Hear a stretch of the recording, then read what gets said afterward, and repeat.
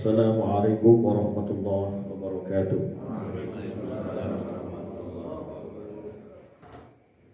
Innal hamdalillah nahmaduhu wa nasta'inuhu wa nastaghfiruh wa na'udzu billahi min shururi anfusina wa min sayyiati a'malina.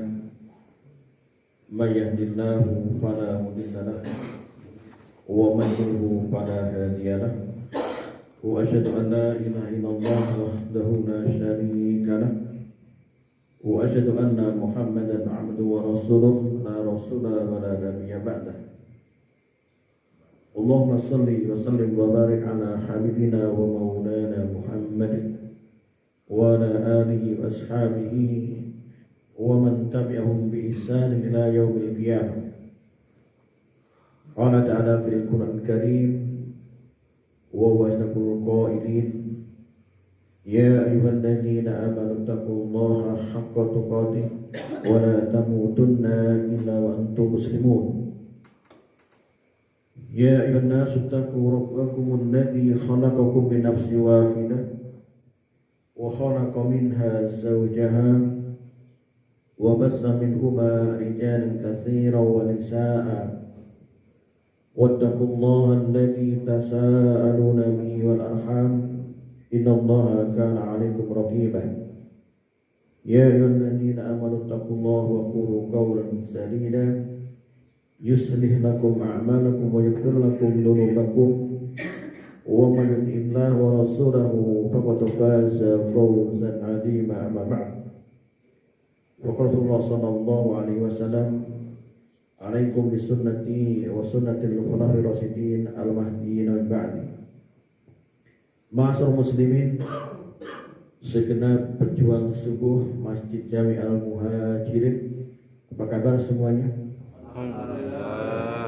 Alhamdulillah senantiasa diberikan kesempatan pada saat mana banyak orang yang tidak sempat, diberikan kesehatan pada saat mana ada di antara saudara kita yang tidak sehat, diberikan ingatan pada saat mana banyak orang yang lupa ingatan.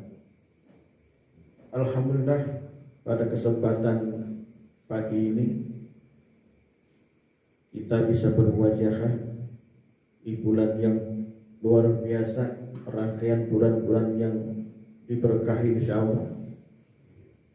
Dan saya mohon maaf, bulan lalu saya absen, ya. Saya absen karena memang kondisinya tidak memungkinkan, karena saya harus penerbangan ke Balikpapan. Saya ambil swab dulu dan hasilnya ternyata positif. Ya, sehingga saya tidak boleh kemana-mana dan pembatalan pun dilakukan meskipun tiket sudah dibeli. Jadi untuk yang kemarin saya bilang ke panitia, silakan diganti dengan narasumber yang lainnya. Alhamdulillah untuk COVID varian baru ini cukup 10 hari, dan memang 10 hari itu kita sudah fit, ya, sudah fit meskipun ya kalau dibilang 100% tentunya enggak. Orang habis sakit itu pasti butuh recovery yang cukup lama, ya, dan suara saya juga belum normal seperti suara saya yang sebelumnya. Mudah-mudahan tidak mengurangi kekhusyuan kita dalam thalabul ilmi. Jamaah yang berbahagia, sambil kita terus berdoa mudah-mudahan Indonesia semakin baik, kesehatannya juga semakin meningkat. Kalau Satgas Covid sudah membolehkan untuk lebih leluasa, demikian pula MUI, dan mana sudah saya share bayat MUI, meskipun kita udah barangkali udah mendahului, ya, kita udah seperempat, MUI baru semalam. Karena kalau MUI itu yang melihat bukan cuma BNR, yang melihat se-Indonesia, ya, jadi kalau belakangan wajar karena banyak yang dipertimbangkan. Kajian kita pada pagi ini terkait dengan apa yang terjadi pada 3 bulan, ya, 3 bulan yang luar biasa, bulan Rajab, bulan Sa'ban, dan bulan Ramadan. Ketika Rajab kita tinggalkan, ya, apa sih yang terkesan dari sebuah hilangnya bulan Rajab? hari ini atau mungkin secara keseluruhan masyarakat kita lebih banyak dihibur atau dimeriahkan dengan euforia peringatan Isra dan Mi'raj, ya, yang kadang tidak menutup kemungkinan justru menghilangkan esensi yang paling esensial dari sebuah peristiwa Isra dan Mi'raj. Ya, satu contoh ini ya, saya ambil kasusnya begini. Waktu masjid Isra Mi'raj, ya, semalam suntuk, pas sholat subuh datang berapa orang? Ya, ini kan justru kehilangan esensi ruh yang sebenarnya dari peristiwa Isra dan Mi'raj. Ya, yang seharusnya Isra dan Mi'raj itu justru menggalakkan umat Islam kita semuanya untuk lebih bergairah, untuk lebih bersemangat melaksanakan sholat. Justru yang ada habis perayaan, habis peringatan, masyarakat kita ngantuk, kekenyangan, ya, akhirnya subuhnya kesiangan. Nah, ini yang kita sayangkan.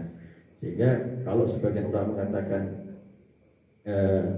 sebaiknya dihindari, itu karena ada faktor-faktor yang mengarah pada mafsadat. Selebihnya tidak mengapa sebenarnya kalau kita mampu mensikapinya. Demikian pula konten yang terjadi pada dewasa ini. Saya safari ke sana kemari menghadiri undangan-undangan Isra dan Mi'raj. Ini bisa dikatakan 70% parodi. Ya, 70% itu ngelawak. Ya, sampai-sampai nanti kalau pulang gimana tadi isi ceramahnya, pokoknya lucu. Betul nggak? Jadi ini yang pokoknya lucu ini, ya. Hanya pokoknya lucu itu yang dibawa pulang.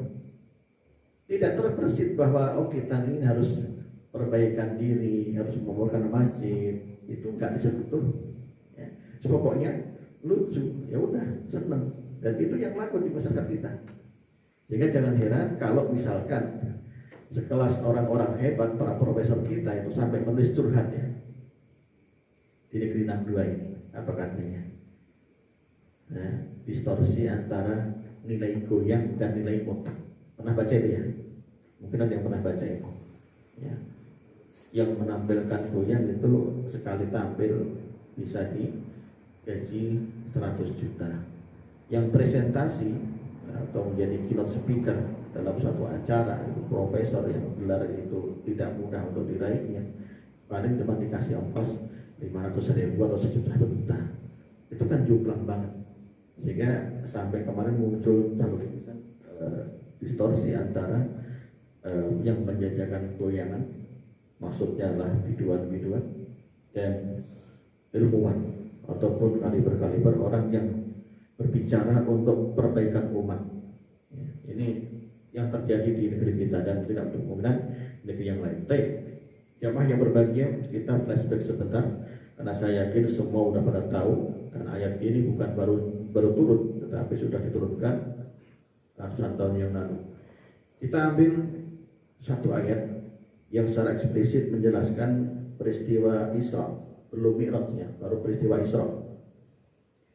Allah berfirman dalam surah Al-Isra,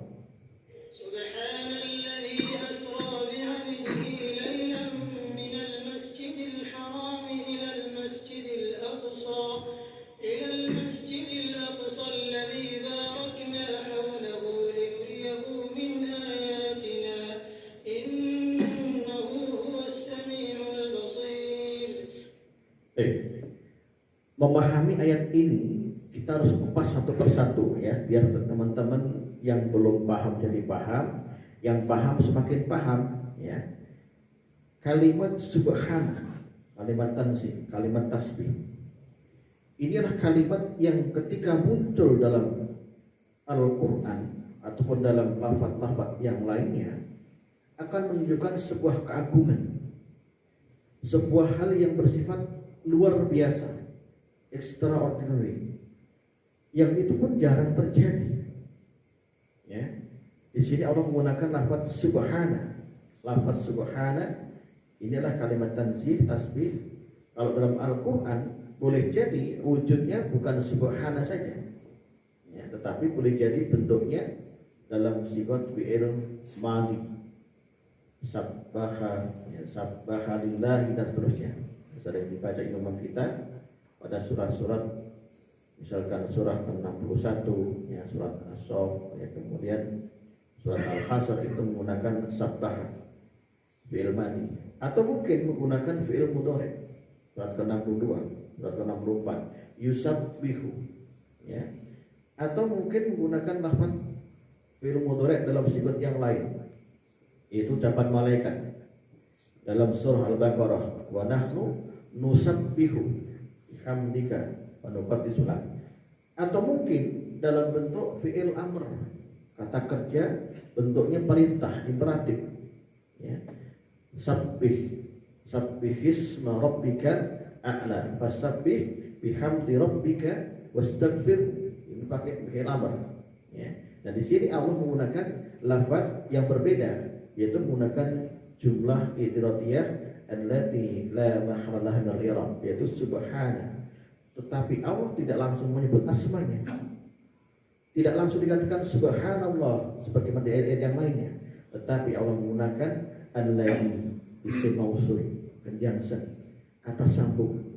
Untuk apa? Untuk menunjukkan siapa itu Allah, ya. Maka Maha Suci dialah zat yang apa?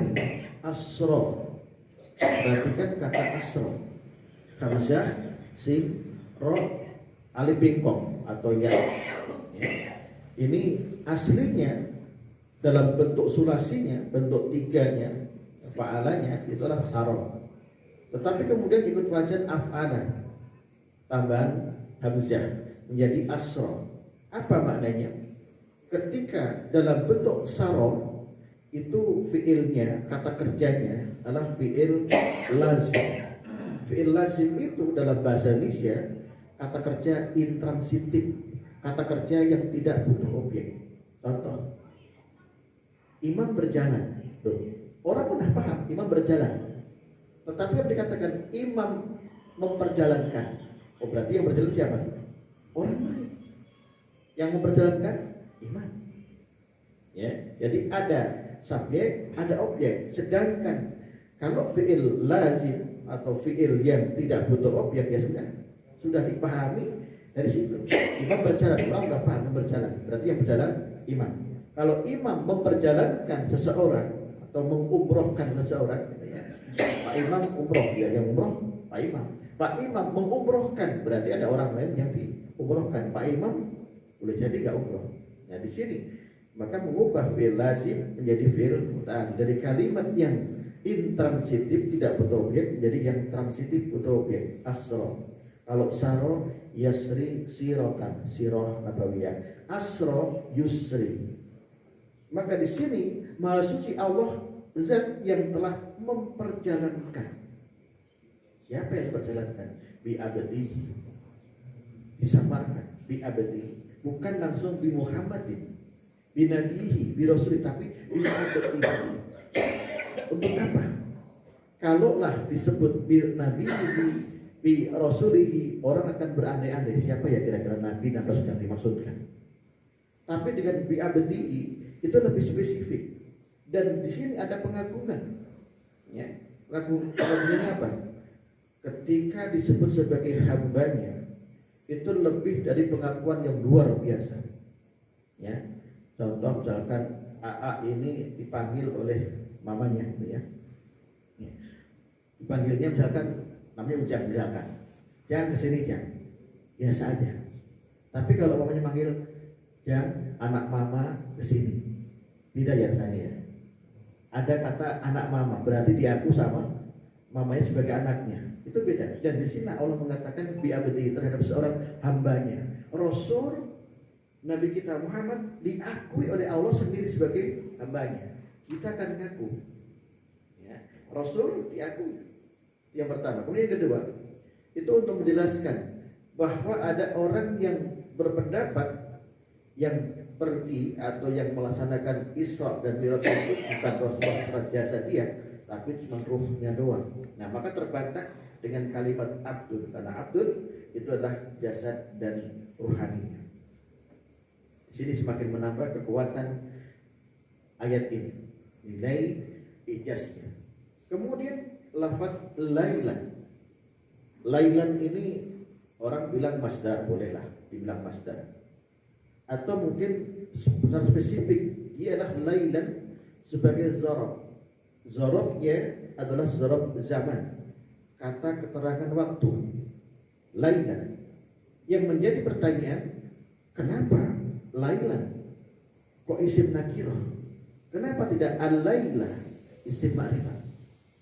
Lagi-lagi munculnya kata lailan ini justru semakin memperkuat nilai ijaz kesempurnaan dari ayat ini. Karena lailan bermakna qit'atun minal lail, hanya sepotong malam, sebagian malam, yaitu sebagian dari separuh malam. Ini kan luar biasa. Kalau al-laila itu semalam suntuk, berarti gak hebat dong, cuma semalam suntuk itu kan berarti kan waktunya lama. Tapi ini dengan lafaz lailan menunjukkan betapa luar biasa peristiwa tadi. Dan kembali ke asra, fiilnya mati, bukan yusri. Artinya apa? Ketika fiilnya mati, pekerjaan ini telah selesai dan tidak akan terulang lagi. Maknanya peristiwa Isra ini hanya sekali terjadi selama kehidupan ini dan tidak akan pernah terulang hingga nanti hari terakhir pun nggak ada peristiwa Isra yang kedua, ketiga nggak ada, cuma sekali saja peristiwa yang terjadi.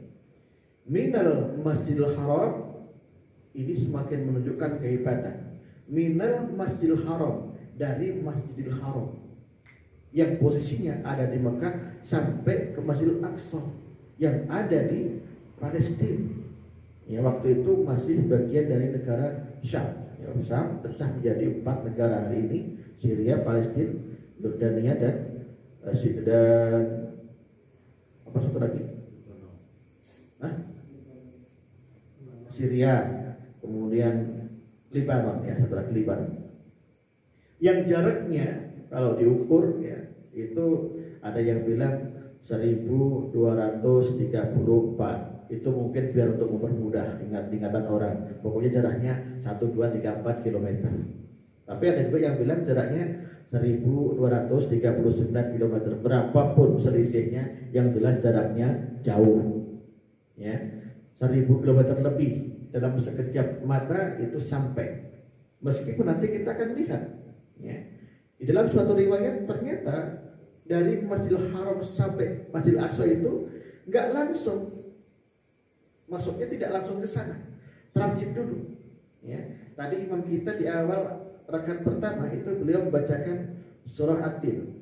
Saya berhusnuzon beliau baca ini bukan sembarangan, tapi dengan tema. Ya, mengapa? Karena ketika watini wa zaitun itu menjelaskan kepada kita, Allah bersumpah dengan watini wa zaitun. Negeri mana yang dimaksudkan? Negeri yang punya tin dan zaitun adalah Palestina. Ya, dan sampai hari ini Gaza itulah tanah terbaik yang menghasilkan tin dan zaitun. Ya. Waktu di sini Bukit Tursina, tempat di mana Allah mengatakan wa kalau Musa taklima, Allah bercakap-cakap dengan Nabi Musa dengan benar-benar bercakap-cakap bagaimana kita bercakap-cakap. Itu Sina. Kemudian wahadalah baladil amin, dan negeri yang aman ini Mekah al-Mukarramah.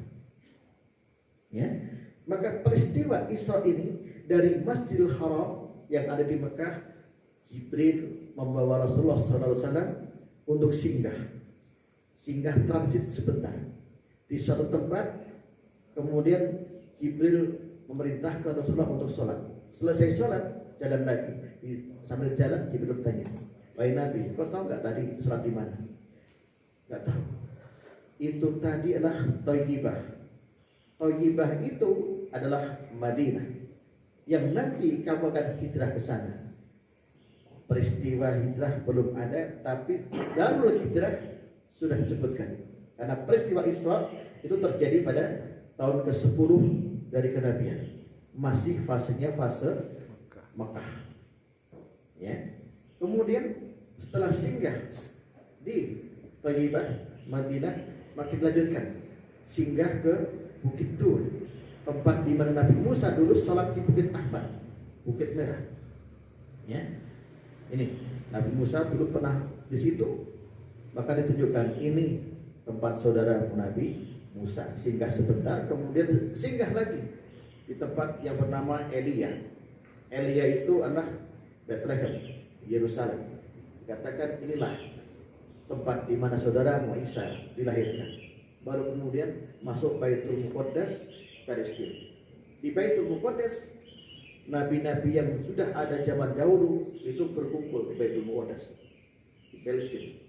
Kemudian mempersilahkan Rasulullah masuk dan menjadi imam sholat. Luar biasa, ya. Rasulullah sudah diperintahkan untuk menjadi imam sholat. Padahal saat itu belum turun perintah sholat wajib, tapi sholat itu sudah ada. Ya. Sholatnya pernah sudah ada. Dan Rasulullah ditunjuk menjadi imam sholat. Baru kemudian selesai sholat, Jibril mengatakan, perjalanan masih jauh, kita akan naik. Sebelum naik, isi bensin dulu. Ya. Silakan. Kau pilih 12 ini, yang satu khamar, yang satu susu. Kau pilih yang mana? Maka Nabi memilih apa? Milih apa Nabi? Susu. Milih susu. Jibril pun tersenyum sambil mengatakan, akhadta al-fitrah. Sungguh Nabi, engkau telah mengambil yang suci, yang bersih. Maka aku simpan khamar ini untuk menjadi minuman ahli surga. Ya, nanti kita akan ketemu khamar kalau kita di surga. Ya, tak usah khamar ini. Ya, kemudian baru terjadi peristiwa Mi'raj. Nah, kita bertanya-tanya dulu, bagaimana latar belakang peristiwa itu terjadi? Agar kita nyambung dengan kajian ini, Rasulullah SAW ketika turun perintah untuk berdakwah, maka beliau dakwah pertama Syriah dulu pelan-pelan, dari mulut ke mulut, dari keluarga-keluarga dekat. Ternyata mendapatkan pertentangan dari orang-orang yang justru dari kalangan paman-paman. Ya, setelah berdakwah kesana kemari, intimidasi, persekusi itu semakin kuat. Kapan itu? Ketika sang paman Abu Thalib meninggal dunia. Ya, dalam salah satu sejarah disebutkan beliau meninggal dunia pada bulan Rajab tahun 10 dari kenabian. Abu Thalib wafat. Dan yang membuat Rasul bersedih, meninggalnya Abu Thalib ini tidak sesuai dengan yang beliau inginkan.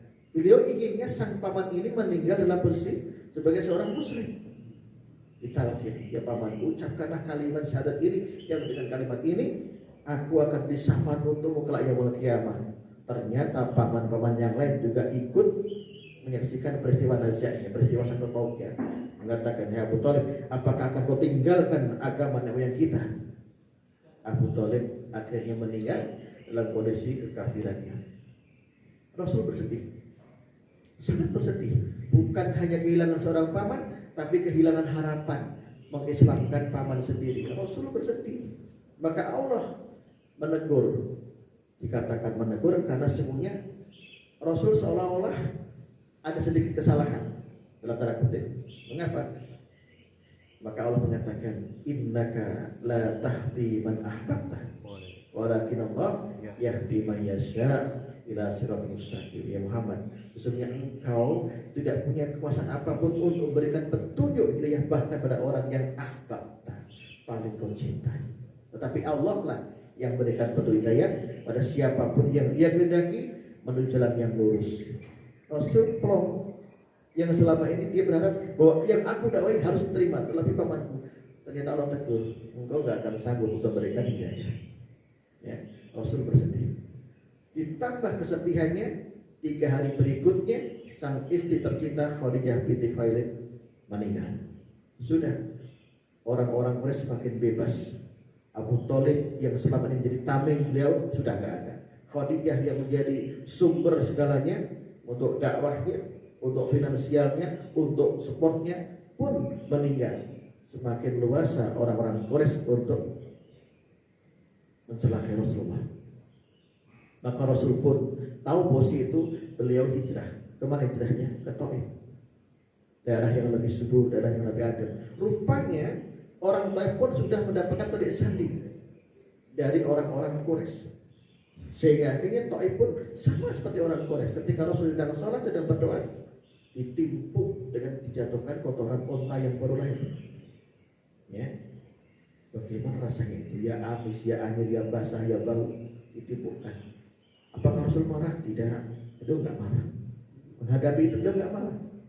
Ya. Justru yang marah siapa? Jibril alaihissalam temannya. Kata Jibril, ya Muhammad, ya Nabi Allah, apakah perlu aku calling untuk teman aku? Teman yang mana? Ya. Itu yang jaga gunung Uhud. Untuk apa? Biar diangkat gunung Uhud, ditimpukkan ke orang-orang Taif. Apa kata Rasulullah? Fa'inahu qaumun la ya'lamun, jangan, karena mereka itu orang yang belum tahu. Kita berharap anak cucu mereka yang nanti akan menerima dakwah ini, jangan kau binasakan. Mengapa? Karena Rasul paham peristiwa itu sudah pernah terjadi pada Nabi yang dulu. Siapa? Nabi Nuh alaihissalam. Dalam surah Nuh disebutkan, jangan kau sisakan di muka bumi ini sedikit pun manusia.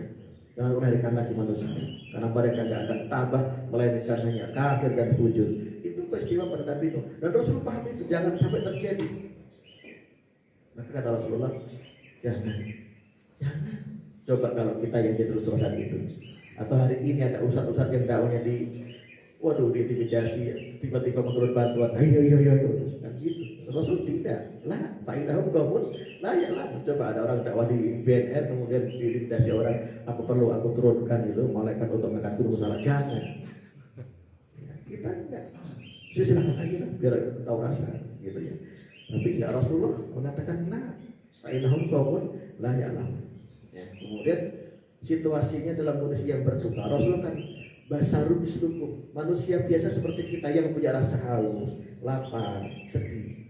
Allah tahu, Allah yang memuji, Rasulnya sedang bersedih, maka sampaikanlah kabar gembira kepadanya, wahai Jibril, untuk diajak-ajak jalan-jalan spiritual journey melalui peristiwa Isra dan Mi'raj. Kapan itu terjadi? Saat itu pada suatu malam Rasulullah SAW bersama dengan pamannya Ja'far dan Hamzah sedang berada di Hijr Ismail, ya, sedang tawaf. Dalam kondisi, kata Rasulullah dalam hadisnya, wa ana baina na'im wa yaqtar, aku itu saat itu dalam kondisi tidur dan bangun, terantuk-antuk. Sementara dua pamannya sudah tertidur. Maka tiba-tiba beliau mendengarkan satu panggilan, hei, satu lelaki di antara yang tiga ke sini. Siapa lagi? Yang dua udah tidur. Dia maksudnya anak Rasulullah. Maka Rasul menemui panggilan tadi, ternyata Jibril. Kemudian Jibril mengajaknya di samping sumur Zam-Zam, ya, yang berada di belakang makam Ibrahim. Sekarang udah nggak kelihatan, ditutup. Kemudian Jibril mengatakan, kita akan jalan-jalan, tetapi butuh persiapan. Apa itu? Engkau harus bersih dulu, ya, toharoh. Maka Jibril saat itu membelah kepada Rasul untuk yang kedua kali. Pembelahan pertama di kampung Halimah Sa'diyah, ketika Rasul masih anak-anak umur sekitar 5-7 tahun, yaitu pernah dibelah. Pembelahan yang kedua terjadi pada malam itu, yaitu ketika berada di Ka'bah. Dia mengatakan, bainama ana indal Ka'bah fil haitam, ketika aku ada di Ka'bah sekitar Hijr Ismail, bainan na'im wal yaqtar, dalam posisi antara bangun, antara tidur, maksudnya terantuk-antuk, masih sadar. Sampai itu qailan yaqul, saat itu aku mendengar seorang, maksudnya Jibril, berkata, akan selesai, wahai satu di antara yang tiga, Bairojulai di antara dua orang yang tertidur, maksudnya Hamzah dan Ja'far. Maka aku penuhi panggilan tadi. Kemudian orang tadi, maksudnya Jibril, membawaku inda bi'il Zam-Zam, sampai sumur Zam-Zam. Kemudian fasaqqa Jibril sadri, Jibril membelah dadaku minan nahr, dari sini nahr, ya, sampai maraqil batn, sampai bagian yang terbuah di perutnya. Kemudian dia apa? Jibril mengangkat jantung hatinya, dicuci dengan sumur Zam-Zam, dibersihkan dan dikembalikan lagi dengan iman dan ilmu hikmah. Maknanya apa? Toharah. Sebelum kita melakukan suatu pekerjaan, senantiasa toharah, bersuci. Sebelum tidur kita berwudu, ya. Habis kita batal wudu kita berwudu. Syukur-syukur punya waktu sholat 2 rakaat seperti amalan bilang. Itu maksudnya, yang senantiasa menjaga kesucian. Nah, setelah persiapan beres, baru diajak peristiwa Isra terjadi. yang tadi kita ceritakan di awal ayat 1 dari surah Bani Israil, surah Al-Isra. Kemudian peristiwa Mi'raj. Terjadilah peristiwa Mi'raj. Etika apa yang kita bisa ambil dari peristiwa ini? Jibril ketika naik ke langit yang pertama itu ngetuk pintu dulu. Tok tok tok tok, assalamualaikum. Siapa itu? Jibril. Siapa yang bersamamu? Muhammad. Apa dia diutus? Iya, sudah diutus. Silakan masuk. Baru masuk. Artinya apa? Enggak main selonong.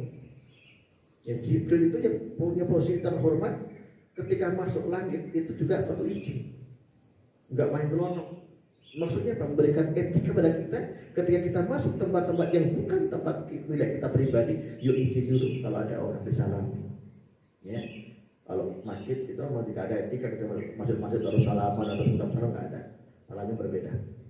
Nah, begitu masuk langit pertama, kata Jibril, perkenalkan, ini adalah Adam alaihissalam, bapaknya para nabi, manusia yang pertama. Rasul dikenalkan dengan bahasa.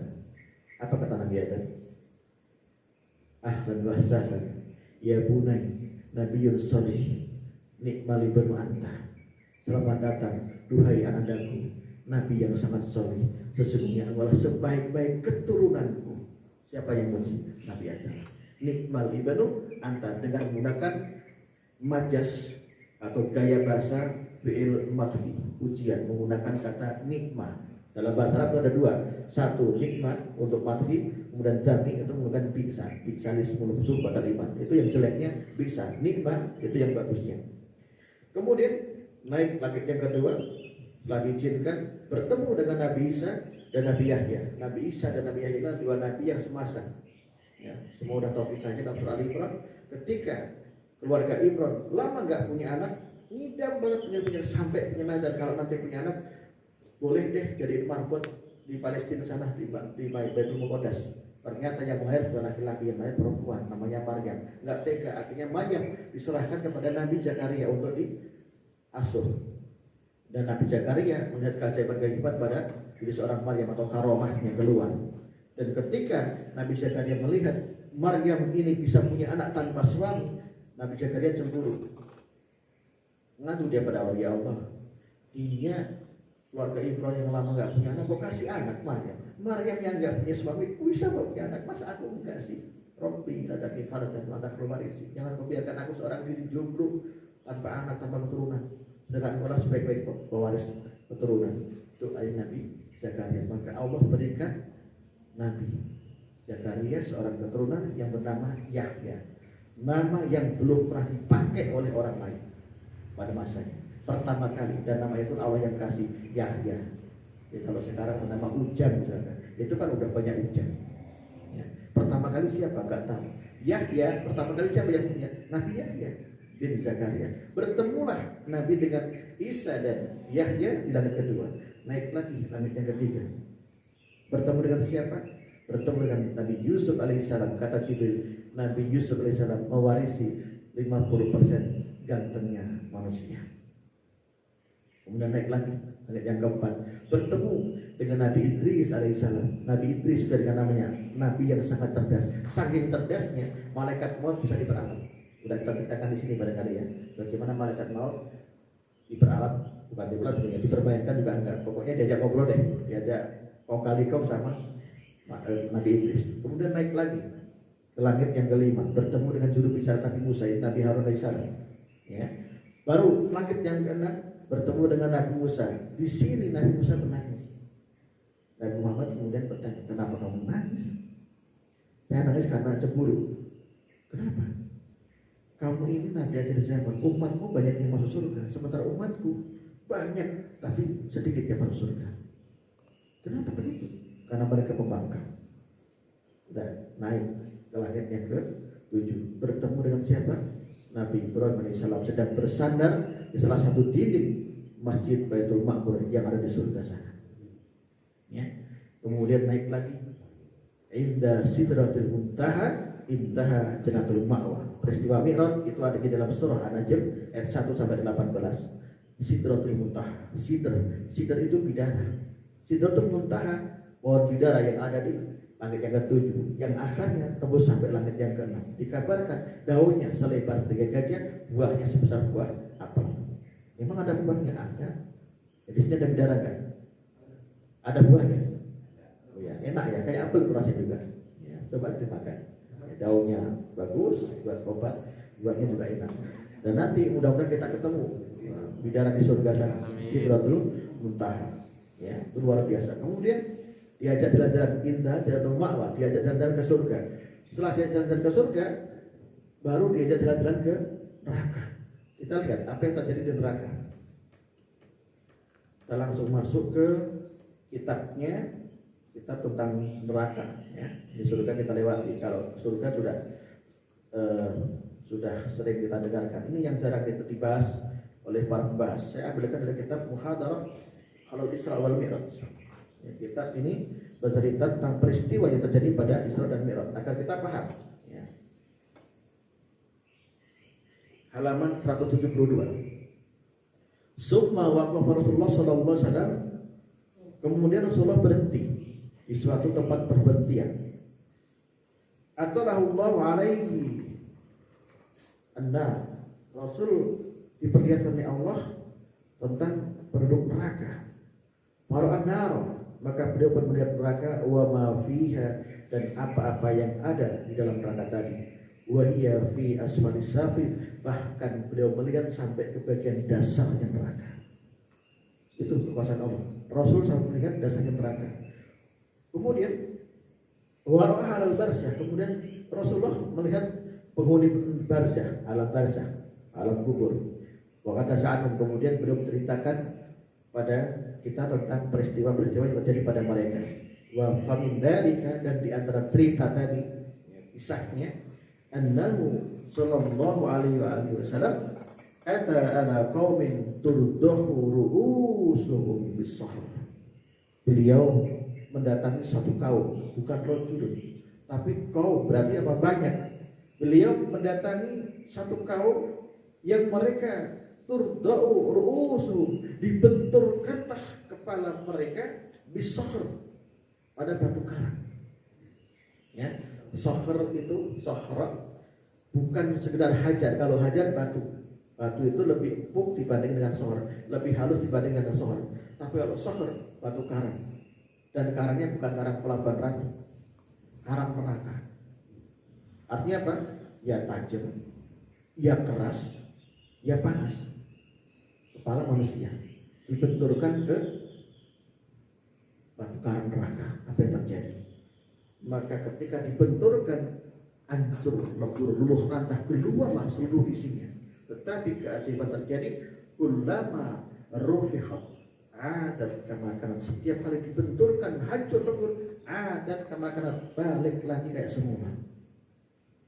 Ya, wala yufataru anhum min dzalika, seolah-olah tidak terjadi apa-apa. Utuh lagi, dan itu terus berulang-ulang. Benturkan, hancur, utuh, hancur, utuh, terus berulang-ulang. Maka Rasul bertanya, qala ya Jibril, hai Jibril, man haula, siapa mereka?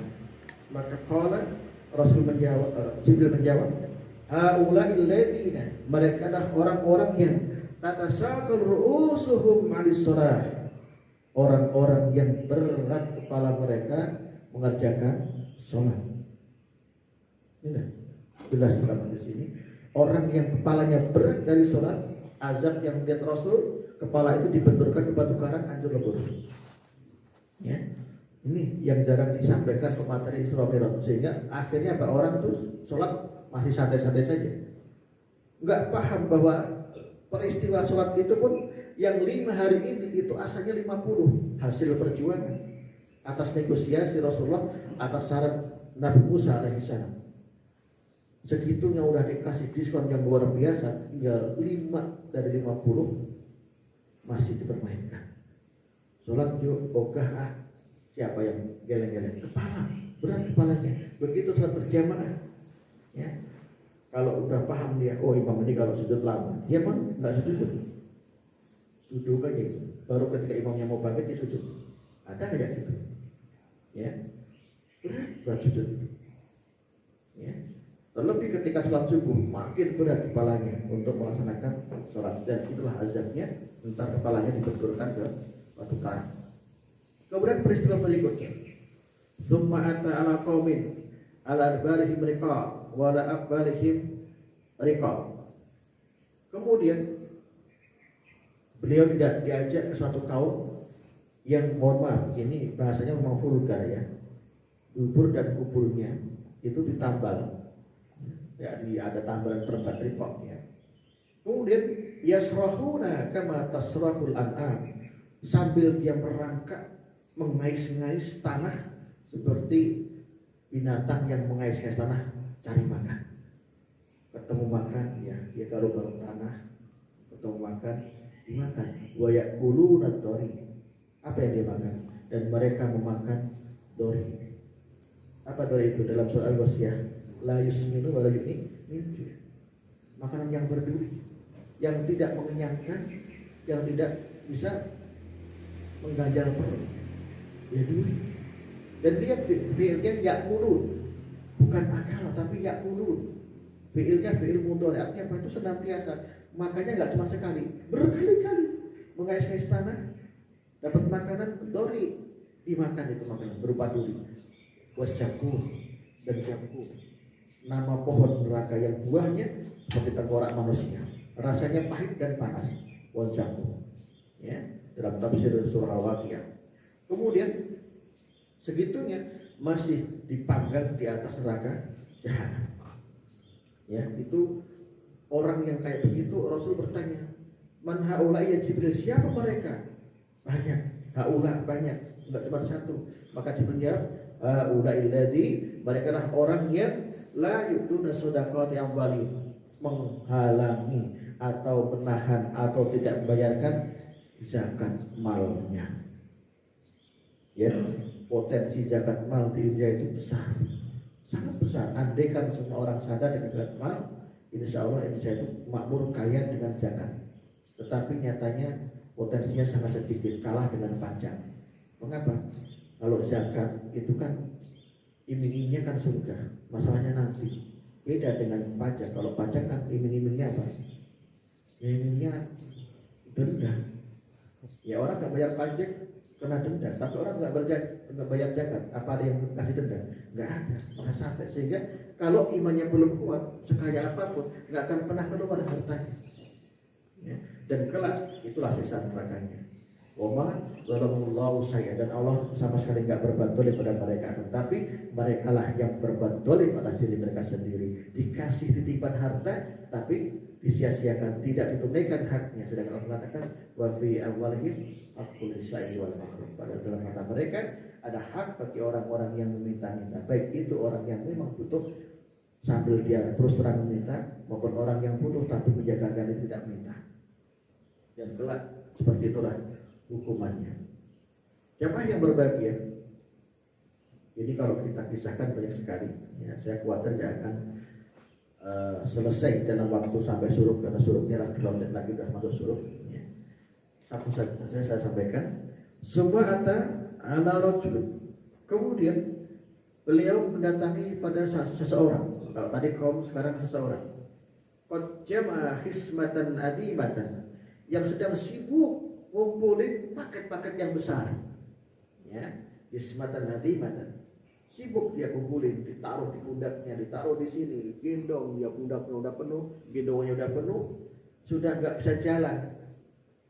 Ya, sudah nggak bisa jalan, saking penuhnya, saking beratnya. Segitunya kata hadis Nabi ini masih mengatakan, la yastati hamlahat, udah nggak sanggup untuk bawanya, wa yurid ayyazid alaiha, tapi masih pengen ditambah, yuk tambah lagi, padahal udah nggak bisa gerak. Siksa apa itu? Sudah bawa gendongan, sudah bawa kabruhan, sudah bawa yang dipunggung, masih pengen ditambah, padahal udah nggak bisa gerak, nggak sanggup membawanya. Maka Rasul bertanya Jibril, Jibril, mahada, ini apa pula Jibril? Qala hada, maka Jibril jawab, ini adalah rajulun min ummatik, seseorang dari umatmu, alaihi amanatun nas, yang diberikan amanah oleh umat manusia, la yastatu ada, tetapi tidak sanggup untuk menunaikannya, wa yazid alaiha, tapi masih pengen dapat amanah baru lagi. Hati-hati. Ya, sudah menjabat ketua DKM itu pun tidak becus, masih pengen jadi ketua RT, masih pengen jadi ketua RW. Masya Allah. Ini ya yang terjadi di masyarakat kita. Namanya ada di mana-mana. Masuk masjid oh dewan penasihat ada, masuk ke RTO namanya ada, masuk di kecamatan namanya ada, tapi nggak pernah memberikan amanah. Hati-hati. Itu hadis Nabi mengatakan orang yang kayak gitu tersiksa di nerakanya, diberikan beban yang sangat berat, nggak sanggup bawa, tapi masih pengen ditambah lemah lagi. Hati-hati, tunaikan amanah dengan sebaik-baiknya. Jangan minta tambah kalau amanahnya belum tuntas. Ya, ini kita nggak ngerti siapa-siapa ya, udah tahu sendiri ya siapa orang-orangnya ya. Ada sekitar kita mungkin. Baik, jamaah yang berbahagia, peristiwa Isra dan Mi'raj ini sampai nanti Rasul kemudian mendapatkan perintah sholat 50 kali, kemudian Jibril bawa turun, kemudian Nabi Musa nanya, "Mada umirta, kau diperintah apa? Sholat berapa 50 kali?" "Ya Muhammad, kamu mah kuat segitu, tapi umatmu, umat akhir zaman yang loyo, yang lemes, yang manja, yang dikit-dikit cengeng, gak akan kuat," kata Nabi Musa. "Umatku gak kuat, apalagi umatmu, umat akhir zaman yang cengeng minta ampun. Ayo naik lagi, minta diskon." Minta diskon. Dikasih diskon berapa? Ada dua riwayat. Satu riwayat mengatakan 10, tiap hari naik 10 sampai akhirnya kemudian 5. Yang kedua, tiap hari naik 5. Kalau 5 berarti berapa kali naik? 10 kali naik. Bulan balik. Terakhir dapat 5. Kata Nabi Musa, berapa? 5 itu kamu, tapi umatmu gak akan sanggup. Ayo naik lagi. Apa kata Nabi kita Muhammad? "Ya Musa, kok bisa ya itu? Aku udah malu. Bolak-balik naik itu tuh udah malu. Udahlah yang 5 ini aku bawa." Dan terbukti kan 5 ini gak semua umat Islam sanggup, betul kan? Sampai-sampai kan muncul itu di lagu Nasidaria apa itu? Sholat subuh kesiangan, sholat duhur kerepotan, sholat asar di perjalanan, sholat maghrib kecapean, sholat isya ketiduran, dan kapan sholatnya? Itu sindiran yang luar biasa dan itu nyata di depan kita. Ya, kan kita bisa menyaksikan di sini. Jumatan saya dulu kalau masih ada jadwal khotbah cuma di sini tuh sampai ke sana tuh. Ya sholat subuh 2-3 jam, lumayan. Padahal kan orangnya sebenarnya kan ada di sini, ya, ada di sini tapi tidak ke masjid. Dan itu di mana-mana masjid hampir sama. Ya mungkin juga variannya yang beda. Ya, karena memang banyak orang transit. Ya, artinya apa? Spirit Rajab Isra Mi'raj ini kita bawa di bulan Sya'ban sebagai bulan transisi untuk ke Ramadan, yang semua ulama salaf meskipun hadis jatuh mengamalkan Allahumma barik lana fi Rajab wa Sya'ban wa balikna. Ya Allah, berkalah kami di bulan Rajab dan Sya'ban, sampaikan kami di bulan Ramadan, bulan Sya'ban dengan segala keutamanya. Ya, di situ Rasulullah SAW memperbanyak ibadah, baik dengan puasa yang mulai sedekah di bulan Sya'ban. Bahkan Aisyah mengatakan sampai tidak pernah melihat Rasulullah berpuasa sepanjang bulan selain Ramadan kecuali di bulan Sya'ban. Beliau berbanyak puasa. Maka kalau kita berbanyak amal soleh di bulan Sya'ban, itu juga bagian keutamaan yang luar biasa. Demikian pula pembahasan tentang nisfu Sya'ban dengan berbagai macam keutamanya. Andaikan kita barangkali ada di antara kita yang berbeda pemahaman dengan orang lain, jangan pernah biarkan tulisan tangan kita atau lisan kita menyakiti orang. Ya, lagi saya katakan, jangan pernah menyakiti orang yang beramal dengan kata-kata salah, sesat, bid'ah. Jangan. Cukup jaga diri kita. Mengapa? Kita bukan kapasitasnya untuk mengatakan itu. Kita sudah baca berapa kitab sehingga menyalahkan orang lain. Kita sudah baca berapa literatur sampai kita membid'ahkan orang lain. Mungkin kan kita kan baru mendengar dari orang yang kita fanatik kepadanya, kemudian kita katakan bahwa orang yang mau ini bid'ah. Jangan. Kita belum punya landasannya. Ya, berbeda dengan beliau yang berani mengatakan mereka sudah punya ilmu. Meskipun nanti andaikan diadu ilmunya, ya kita nggak tahu alam siapa yang menang, siapa yang kalah. Artinya apa? Dalam bab madhab fikih, ya, mereka itu adalah guru dan murid. Imam Hanafi, Imam Maliki, Imam Syafi'i, Imam Ahmad bin Hanbal yang paling pondok itu beruntun, itu saling berguru dan mereka tidak ada yang saling menghujat. Tidak dikatakan Imam Ahmad meskipun berbeda dengan Syafi'i kemudian mengatakan Imam Syafi'i. Imam Syafi'i tidak pernah mengatakan Imam Malik yang menjadi gurunya itu bid'ah tidak. Imam Malik juga tidak mengatakan bahwa orang-orang Hanafi itu salah, tidak. Saling menghargai. Ya, oleh karena itu, ayo kita bawa dalam suasana yang adil. Kalau ada perbedaan di dalam hal fikih, sikapi dengan lapang, sikapi dengan dewasa. Ya, jangan mudah menyalahkan orang lain yang barangkali amaliyahnya berbeda dengan amaliyah kita yang kita lakukan. Kemudian fokus untuk tarikh Ramadan, kita butuh kesucian hati. Lagi-lagi Sa'ban ini adalah ujian buat kita. Jangan sampai Sa'ban ini justru menjadikan hati kita kotor, sehingga kita retak dengan orang, retak dengan yang mengarah pada resistensi. Justru jagalah persaudaraan di tengah umat yang semakin beragam, di tengah umat yang semakin diobok-obok oleh paham-paham Islamologi, Islamofobi, ya, ketakutan dengan bangkitnya Islam. Kita justru harus bangkit, justru harus menambah ilmu agar Ramadan kita semakin bermanfaat. Jangan sampai kita berlayar di Ramadan tanpa ilmu. Ya, kalau selamat itu ya untung-untungan, tapi sesatnya atau mungkin tidak selamatnya, yaitu udah kepastian. Ya. Maka kita di bulan Syaban ini ayo sama-sama semakin kencang thalabul ilmi untuk mendapatkan keberkahan di bulan ini, sekaligus memohon mudah-mudahan Allah sampaikan kita di bulan Ramadan, karena kita nggak pernah tahu apakah Ramadan itu masih milik kita atau bukan. Wallahu a'lam. Jangankan Ramadan, besok atau nanti aja kita nggak ada jaminan. Ya, mudah-mudahan kita perkuat doa kita, semoga Allah berikan kita keberkahan di bulan Syaban yang disampaikan pada bulan Ramadan. Baik, rekan-rekan yang berbahagia, sampai di sini kajian pagi ini mudah-mudahan bermanfaat untuk kita semuanya, dan Allah ampuni berbagai macam dosa dan kesalahan dalam majelis ini. Mohon maaf jika ada kata-kata, ada kalimat yang kurang berkenan, ya. Juga barangkali ada sesuatu yang kurang pas, mohon dimaafkan, adalah kekurangan yang ada pada diri pribadi kami. Baik, kita cukupkan. Ada sesi tanya bukan? Cukup ya? Cukup kita akhiri dengan hamdalah dan doa kafaratul majelis. Alhamdulillahirabbil subhanaka asyhadu an la ilaha illa anta astaghfiruka wa atubu ilaik. Assalamualaikum warahmatullahi wabarakatuh.